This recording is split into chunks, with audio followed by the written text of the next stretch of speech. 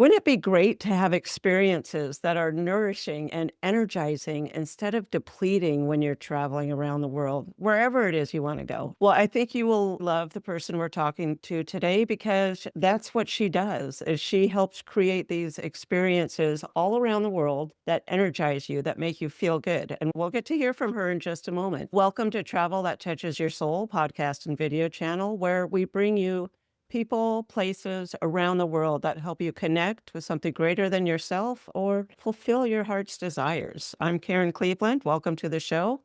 Today's guest, Kilty Inafuku, believes that how we show up on the mat is practice for how we show up every day in the world. And she studied civil and environmental engineering at UCLA before she actually left the engineering world to pursue yoga as her career and lifestyle. So welcome to the show, Kilty. It's great to have you. Thanks, Karen. It's great to be here. Good. So this is quite a switch, engineering into yoga as a full-time like profession, not just a passion or a hobby, I guess, as some people say. So why don't you tell me how that happened, what your experience was? Yeah, absolutely. I was going to school studying civil and environmental engineering, and my only outlet and kind of reprieve from studying and textbooks was a yoga studio down the street from me. So I ended up going almost every single day. And my parents knew I absolutely loved it. And as like a graduation gift of sorts, they said, well, if you want to do yoga teacher training, have at it. So I signed Awesome. up for a yoga teacher training. And concurrently, when I graduated from UCLA and the yoga teacher training program, I eventually moved home, got a full time job with a geotech company, a soils engineering company, and did that for a little over a year. And it was good enough, but it wasn't anything that fulfilled my soul. Right. It kind of felt like just punching in, punching out. And so I quit with the intention of trying to find something more creative to do with my degree.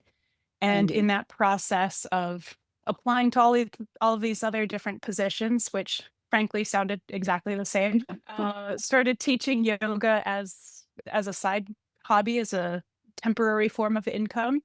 And after a little while of applying for different jobs and teaching quote unquote temporarily, I Yeah. realized, well, you know what? I don't have a mortgage. I don't have major bills or major debt that I have to get out of, which is quite a blessing. So I made this decision, well, I'm just going to keep teaching yoga. And it kind of grew from there. Met quite a few different people at different studios, started teaching at different places, started to contribute to a yoga teacher training. Mm. And at that point, eventually decided, well, I do want to travel more. So I ended up reaching out to the Travel Yogi, who I'm here on behalf of. And I saw that they had a couple of teachers working with them that I knew of. And because of that, it felt a little bit more comfortable to reach out and say, hey, I want to work with you. And Yeah. from there, I started teaching 1 to 2 or leading 1 to 2 trips a year with them. That was in 2018 and have been working with them ever since. And last year, started working with them on the back end. So not just leading yoga on these trips, but also helping to scout new locations and build new itineraries and help the coordination side of things. Oh, that's fun. So Yeah. yeah, that's the short abbreviated version of how I've Yeah. gotten to where I am. Yeah. So what's it like when you travel? So I don't know where you trained, but you've been practicing in the United States at this point, and all of a sudden you're in other countries, other cultures. Uh, is it the same worldwide? What's the experience of actually being on the mat in a place in a distant land as opposed to where someone is at home in the US or Canada or Europe, maybe? I'd say the connecting thread, regardless of where you are in the world, is just a sense of mindfulness Mhm. and a practice of self reflection, whether it's on the mat of, okay, am I doing this posture in a way that I like? How does my body feel? Does this feel appropriate? Does it feel like I'm pushing my edges in a good way or a not good way? And then when you're off the mat, reflecting on, okay, what is my impact on the world around me? Am I making sound choices and using the words and making decisions in a way that I think is good and healthy, or maybe a little self-absorbed or whatever it might be. So ultimately, for me, it boils down to a quality of self-reflection. Okay, that's perfect. Self-reflection. So, can you describe what it's like? Because obviously, you're not going to be on the mat 24 hours a day when you are on one of these trips. So, walk us through like what one of your favorite trips has been, and what are the other activities you're doing, and what's the self-reflection activities? Are they group activities or solo activities? So, walk us through one of those.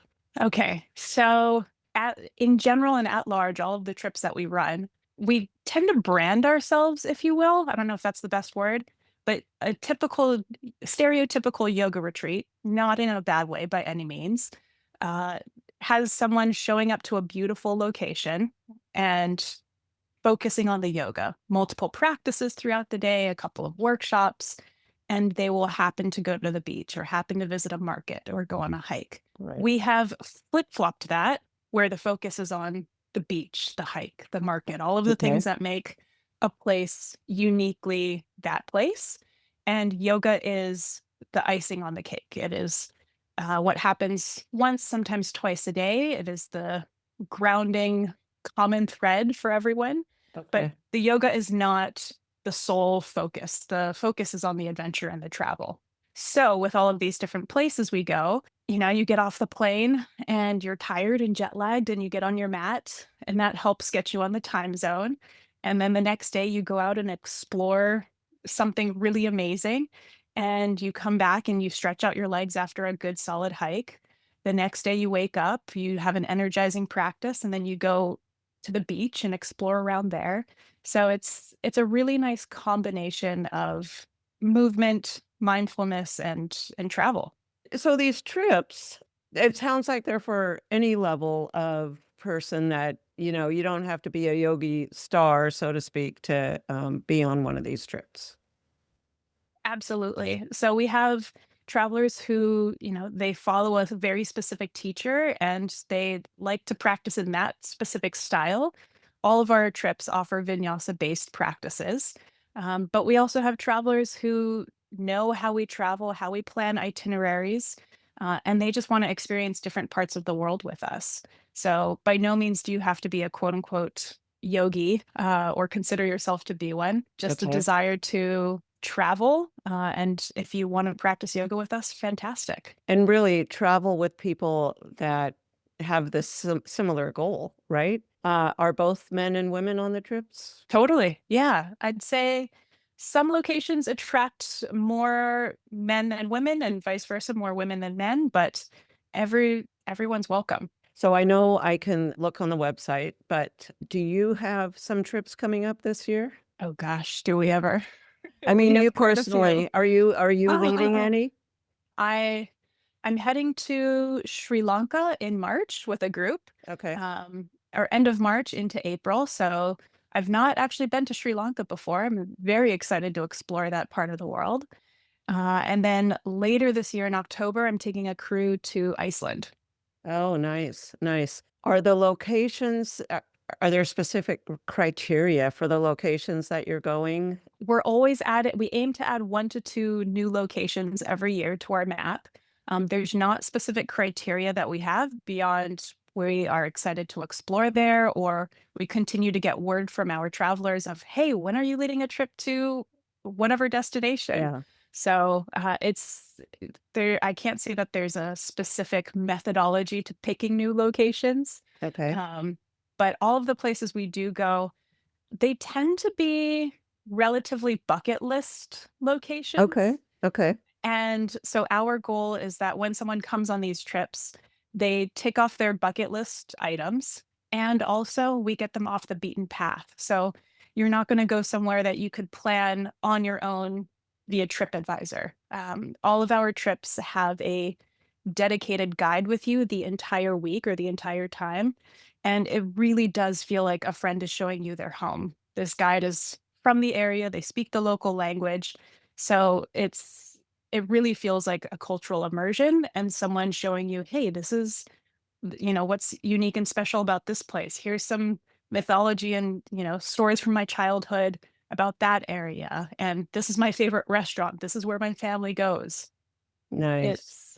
It's a really, it feels very personal, if that makes sense. Yeah. And you're using local guides, so there really is a connection with what's going on in that particular place. Um, I Totally. I think you mentioned there's one to Patagonia later that I looked on the website, 2 of them are already sold out for this year, but it's on my list, so I'm gonna keep looking. But anyway, looking at your future dates, I'm gonna just come clean here. I don't know yoga poses. Quite all right. So that's okay then. Someone will help during that time on the mat. Totally. So all of the yoga on the trip is vinyasa based. And if you don't know what that word means, vinyasa, it means essentially match one breath per movement. So inhale, move your No? arms up, exhale, fold forward, inhale, move, exhale, move. So there's this flow and continuity to it. And it doesn't mean we don't hold postures, but in general, it's a little bit more movement focused rather than just static holding.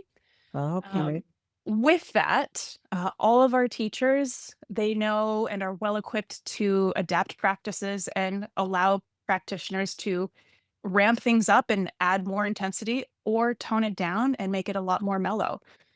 So it's really all levels are welcome, and our teachers are fantastic at accommodating that. Yeah, I'm sure they really know how to read the groups. How big of groups do you have go typically? We only do small group travel, meaning anywhere between 7 to 15 Okay. travelers, Okay. and each location is different and Yeah. can accommodate different group sizes, but in general, we really prioritize the small groups because we want it to feel intimate. We want people to feel like they really are being immersed and not just a number on a tour group. But also the group sizes that are 10 or 12, which is usually what they land around, they're full enough to feel like, okay, I'm not always sitting with the same people at every single meal. Right, right. What about, speaking of meals, things like special diets? Is that Yeah, like you we accommodate basically everything. okay. If someone tells Okay. us, I'm gluten free and extremely sensitive and or allergic to something, our teams can accommodate it as long as we know well in advance. Yeah. Okay. So if I'm booking a trip, one of our listeners is booking a trip to some land we've never been to. We don't know the money. We don't know the immunizations. We don't know tipping practices. Someone would help us with that. Absolutely. We actually build a personalized app for every trip Okay. that we launch. And within that app, you have a day-to-day itinerary, you have guidelines on when to book your flights, what airline, or so not what airlines, what airports to arrive to and depart from, gratuity guidelines, packing lists, all of the essentials that you'll need for travel, visa information, emergency contacts, all the way up until just fun things that get you excited, videos about where you're going to be traveling to, fun phrases that you can practice saying before you Oh, get there. good idea. Good idea. Yeah, it sounds like really I pick a place and you just make it easy to go, don't you? That that's our goal. I used to travel mostly on my own and would get to a destination, try to figure it out on my own, and whether it was staying in a hostel or meeting up with friends or Yeah. whatnot. And I think frankly I was a little resistant to going on a group tour of sorts. Uh-huh. Having worked with the travel yogi, I'm a full convert and totally prefer to travel this way now where everything is planned out ahead of time. And for the most part, I really get to just show up and follow along and have a great time. Awesome. That sounds good.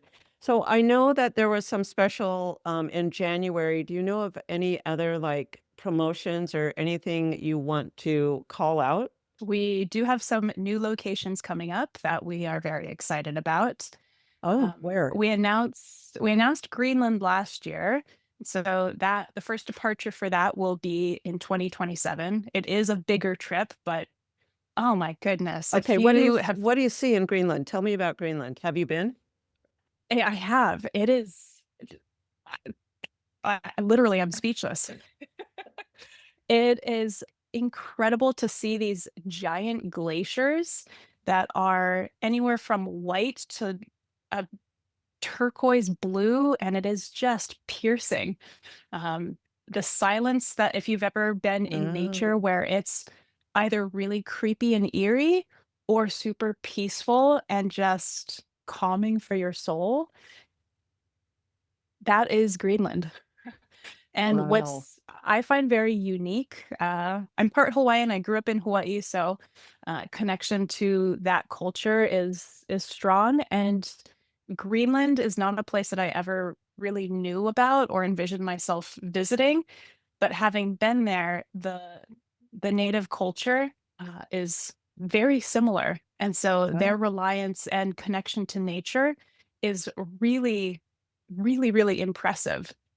Nothing goes to waste, and because it is such a harsh environment, they really lean on each other as far as community, and that is very prevalent when you visit and when you see the artwork and how they use whatever resources for food.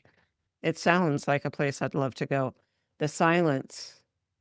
Yeah. I mean, your nervous system must just like not know what to do at first, and then all of a sudden you're there and you're relaxed and you melt into it. Wow. Yeah. The place that we actually go, you have to catch a boat. And depending on ocean conditions, anywhere from an hour and a half to a 3-hour boat ride. And it's really a glamping setup in this remote area. And so, even more so, you are dependent on your community. Mm, And that's not just a quick, oh, I'm going to head down to, the convenience store to right. grab some extra food or band-aids. And so that remoteness, you really feel it in a way that is unique and special. That's gonna be a fantastic trip. Where else are you guys headed to? New We have locations? new locations. Well, I don't know if I'm allowed Oh, to okay. release Okay, yeah, only the just released yet. ones. Greenland is our most recent. It Okay. is quite special. One of the longest standing trips we've been running is Galapagos, and that is also incredibly nature focused. If you have not been to the Galapagos, you get so up close to these animals that you would absolutely never be that close to, and Right. everything's protected, so they don't have a sense of fear or a need to run away, and they're actually quite curious, so they will come right up to you to the point where I actually had to step back because I'm like, "Ah, I'm not supposed to touch you." Oh, So it is very special, and the way that the community has banded together to protect the nature is really impressive. yeah. Um, I yeah, Galapagos is very, very special. I imagine it is. So I will definitely be promoting that. So viewers, listeners, you'll have to go to my webpage to see which trip I'm going to be on and come with me on that for sure. It sounds wonderful to be on your trips, to be so taken care of. Like, I, I don't know how to say it. The body is taken care of, the stretching, the relaxing, the breathing, and then going out into the community and coming from that place of presence, I guess. Right? Yes. I think you nailed it on the head with the word presence. All of the different places we go, we've curated itineraries that really reflect what is unique about those places. So, of course, Galapagos is focused on nature and the animals. Greenland is focused on nature. Patagonia, you are surrounded by glaciers and rafting down rivers. Yeah. It's nature in your face to the max. By comparison, some of our other locations in Europe, going to Italy, you'll visit the home of the slow food movement. So it's taking your time to sip on and taste different wines from, an organic vineyard, Yeah. or e-biking through the countryside to see the rolling hills. In France, we visit an organic farm where you make your own perfume from essential oils. So Oh, depending on what's in season, you really get wow. to curate your own perfume. Um, I can't say that mine smelled great when I made it, but hopefully you have a better nose than I do. But it's your Um, signature brand. That's awesome. That's good. Or scent. so Yeah, all of the places we visit, it's really about tapping into that place specifically. And again, you have a new friend and a guide with you.